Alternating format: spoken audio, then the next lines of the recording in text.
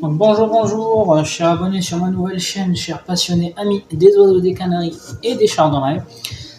Une petite vidéo pour ceux qui me demandent en fait les recettes pour les pâtés à donner aux canaris ou aux chardonnays.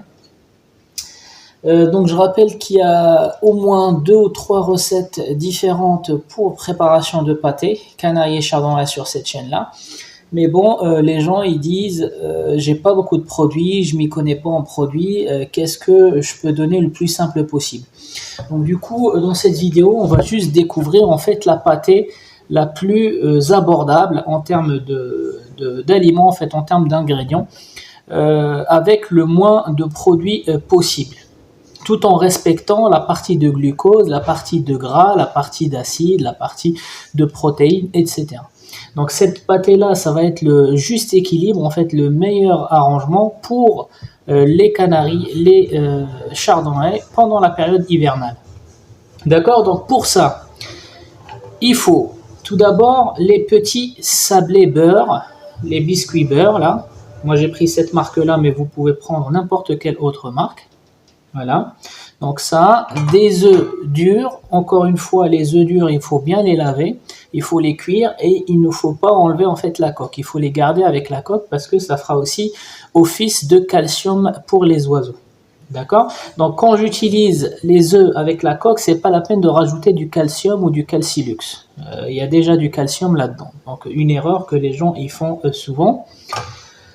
Je vais utiliser un peu de thym, c'est bien pour booster le système immunitaire et dégager les voies respiratoires. Donc c'est pas obligatoire, mais bon, moi j'utilise les aliments qu'on trouve systématiquement dans les cuisines. Vous n'allez pas vous n'allez pas acheter le thym uniquement pour les oiseaux. Le thym c'est une épice qu'on a tous chez nous en fait.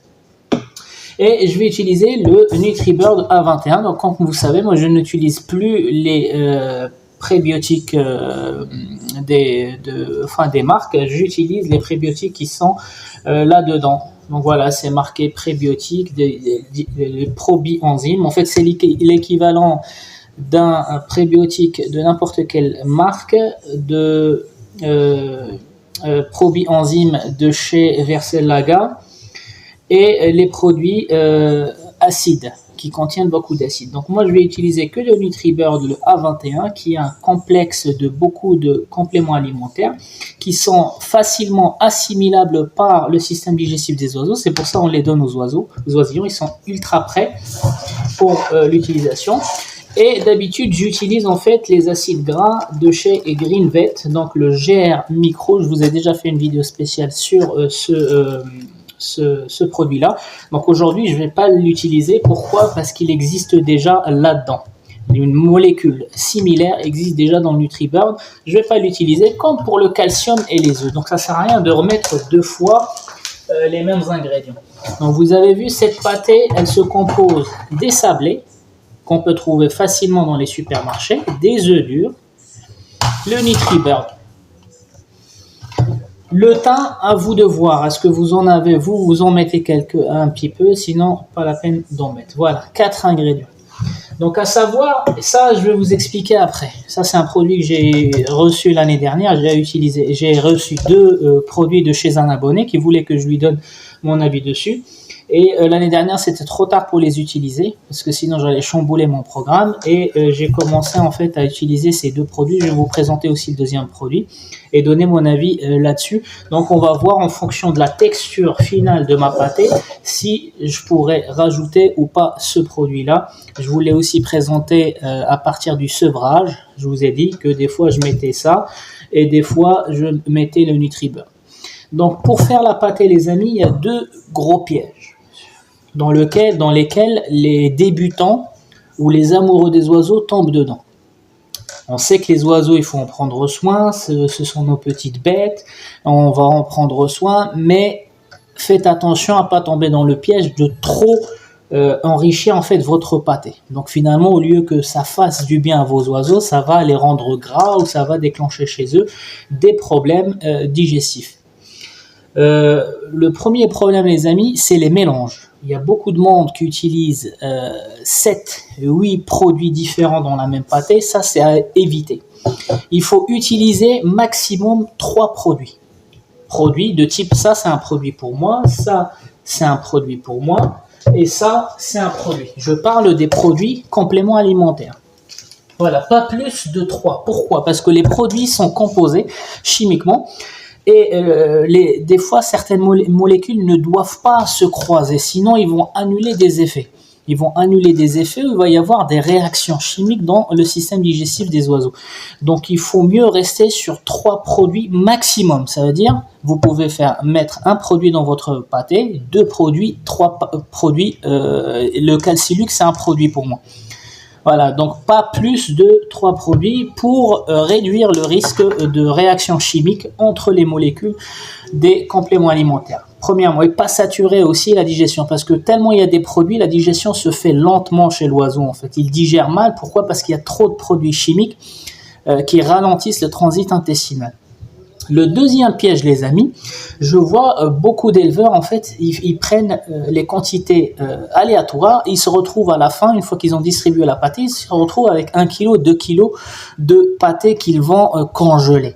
Alors ça marche pour les humains, et encore, il y a des règles chez les humains, on ne peut pas congeler tout ce qu'on veut, quelque chose qui a été congelé une fois, on ne peut pas le recongeler une deuxième fois. Moi, je vous ai donné mon avis. Quand j'ai pas le temps, j'utilise les brocolis surgelés, j'utilise des fruits et des légumes surgelés. Mais surgelés, comme c'est pour les humains, une seule fois. Une fois que vous avez préparé les mélanges, vous ne pouvez plus les congeler, les amis. Il y a des produits chimiques, des molécules qui seront cristallisées pendant la congélation. Donc, une fois décongelés, les produits deviennent toxiques pour les oiseaux. Donc ça, c'est une grosse erreur que les éleveurs débutants font, c'est qu'ils font une surpréparation de leur mélange. Ils vont administrer 5 produits chimiques, tout mélanger, ils vont distribuer, le reste, ils vont le mettre dans des boîtes congélateurs. Ça, c'est une erreur ultime. Les amis, les produits chimiques, ils sont cristallisés contrairement aux produits naturels, comme les brocolis par exemple, on sait les congeler, les décongeler une seule fois. Les produits chimiques, quand vous les mélangez entre eux, il y a des réactions chimiques entre les molécules que nous, on ne voit pas. Et après, les gens, ils m'appellent pour me dire, mon oiseau, il est tombé malade parce que j'ai donné la pâtée et j'avais senti une odeur. J'ai dit, comment ça se fait, vous avez senti une odeur? Parce que je l'ai décongelée et elle a dégagé beaucoup d'humidité. C'est normal en fait, c'est la cristallisation des molécules. Donc vous mélangez des molécules, il y a des réactions chimiques, ils n'ont même pas eu le temps d'aller jusqu'au bout, ces réactions chimiques, vous les foutez dans le congélateur, il y a une cristallisation et quand vous les décongelez, il y a des cristallisations qui va libérer des toxines. Et vos oiseaux vont se nourrir de toxines plutôt qu'autre chose. Donc congélation les amis, à éviter à 100%. Même si vous préparez un mélange et vous n'avez pas assez de quoi donner à vos cages, vous réduisez les quantités à distribuer pour donner à tout le monde. Mais par contre, évitez de surpréparer, sinon ça va à la poubelle, c'est même pas la peine de penser à la congélation. Donc voilà, donc ça c'était juste les 2 petits pièges que j'ai essayé en fait d'expliquer parce qu'il y a beaucoup de monde qui me contacte. Surtout une personne qui m'avait dit oui, j'ai décongelé la pâtée, ça a une odeur, est-ce que ça risque rien, machin. Et le problème c'est qu'on était déjà en train de soigner un oiseau qui était atteint de la coccidiose. Donc j'avais compris que si elle fonctionnait déjà comme ça avant, en fait, ça doit être la pâtée décongelée qui a conduit en fait à la coccidiose chez son chardonnay. Donc les amis, on va commencer.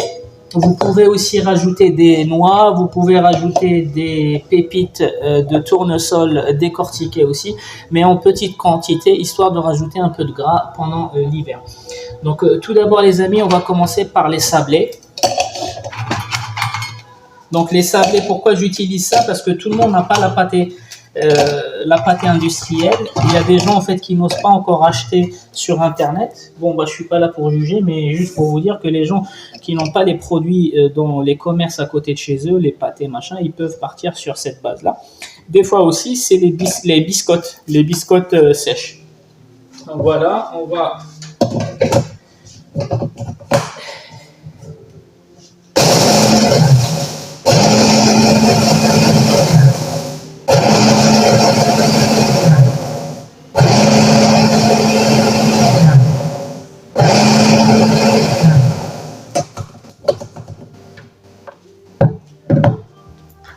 voilà ce que ça va donner. vous voyez très bien que ça ressemble un peu.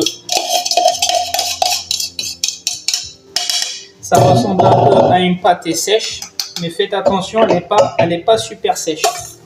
Voilà. Donc ça ressemble dans la texture, elle ressemble à une pâtée sèche de chez Manitoba ou autre, Orlux. Mais par contre, elle n'est pas sèche. Il y a du beurre dedans, donc il y a un peu de gras. Elle est moyenne. Moi, je trouve qu'elle est moyenne. Donc une fois qu'on a fait ça, on va faire les œufs, les amis. Donc les œufs, on va juste, voilà, comme ça, et on va les mettre avec leur coque. Donc au préalable, il faut bien les laver, les amis. Parce que les œufs, ça sort, vous savez très bien d'où sortent les œufs. Elles ne sont pas forcément lavées au magasin et donc du coup il faut bien les laver, les sécher.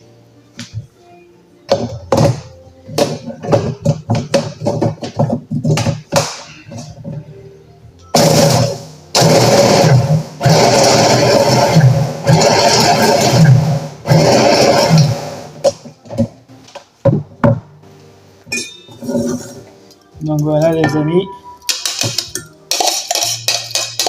Donc, il faut garder la peau en fait des œufs, la coque.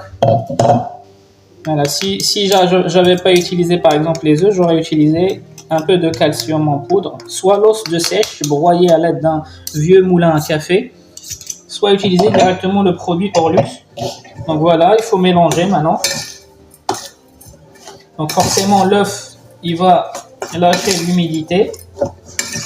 Donc tout à l'heure la pâtée elle était trop sèche en texture, je parle en texture, n'oubliez pas que dans les sablés il y a du beurre, donc il y a un peu de gras quand même.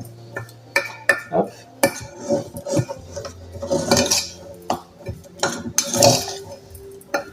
Voilà, donc ça commence à ressembler à quelque chose déjà. Il faut bien mélanger. Donc maintenant, je vais prendre le NutriBird. Donc à l'œil, vous pouvez mettre 2 cuillères à soupe. Sinon, moi je le fais à l'œil. Voilà, c'est pareil les amis, que ça soit que le mélange soit tiède ou froid, ça ne risque rien. Les enzymes qui sont là-dedans, ils sont étudiés pour que ça soit consommé soit froid, soit tiède, pour nourrir les grosses perruques. Donc ça ne craint rien du tout. Vercel-Laga, en fait, ils ont des produits bien étudiés, ils mettent du temps en fait à mettre sur le marché des nouveaux produits parce qu'il y a la phase de test.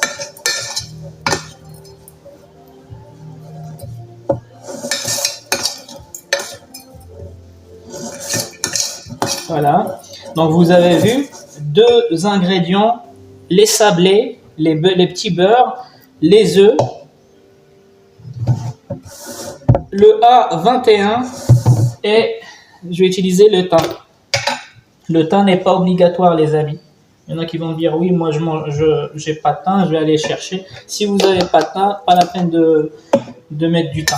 N'allez pas acheter le thym que pour ça. Moi je vous dis, je fais la pâtée avec ce que j'ai en cuisine. Voilà. Après, pour ceux qui ont des noix, vous pouvez toujours faire passer les noix dans le mixeur. 15 grammes par exemple, 15 grammes et les mettre là-dedans. Voilà. Donc regardez la texture. Pas trop collante. Vous pouvez aussi rajouter le NutriBird. Voilà. Là, j'ai mis l'équivalent de 4 cuillères à soupe.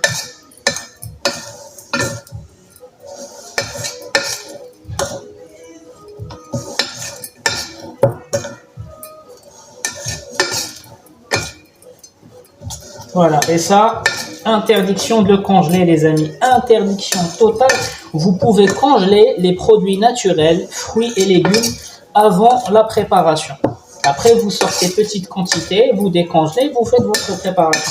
Mais une fois que vous avez préparé votre pâté, il est interdit de la congeler. Interdiction totale. Voilà les amis, regardez la texture. Donc avec 2 ingrédients et un produit. Les œufs, les petits beurres, le A21. Et le thym, vous pouvez vous en passer. Après, moi, ce que je fais, c'est que je découpe.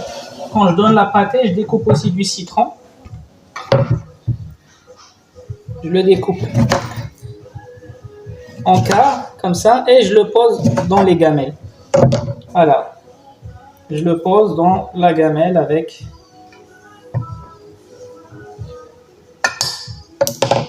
la pâtée pour les oiseaux.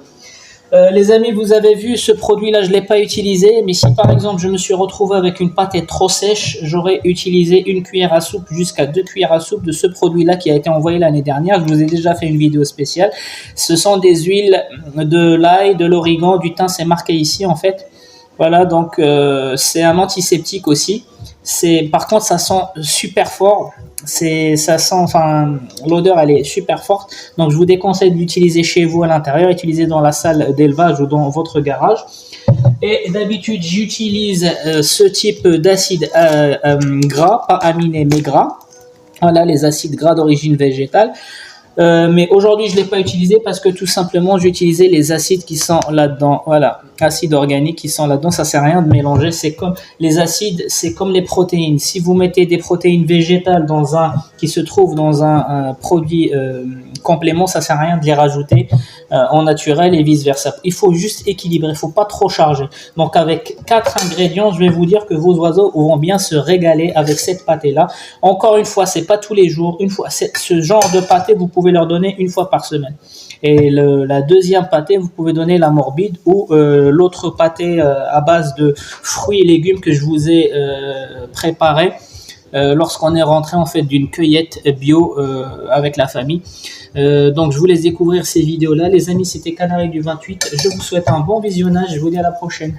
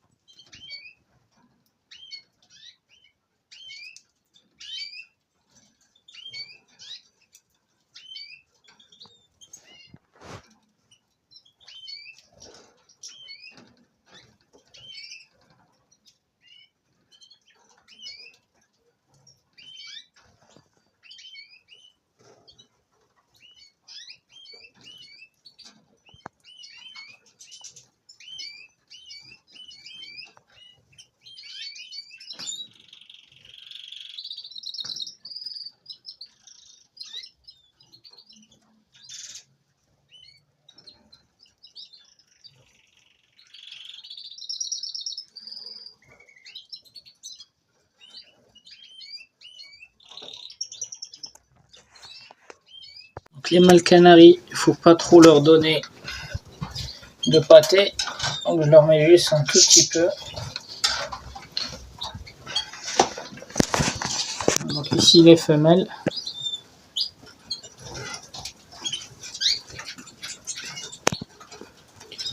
Tout ça c'est des femelles.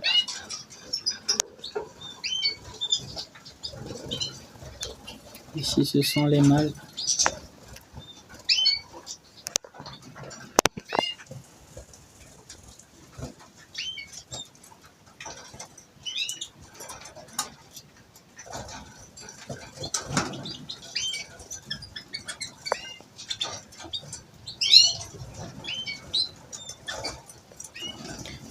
Boire le quin ici.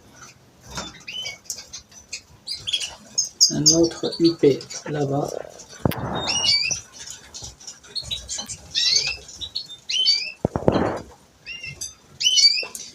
Ici ce sont les UP allemands. Vous voyez que la huppe n'est pas la même. Alors ici, ce sont les bruns. Ouais, ici ils sont tous descendus.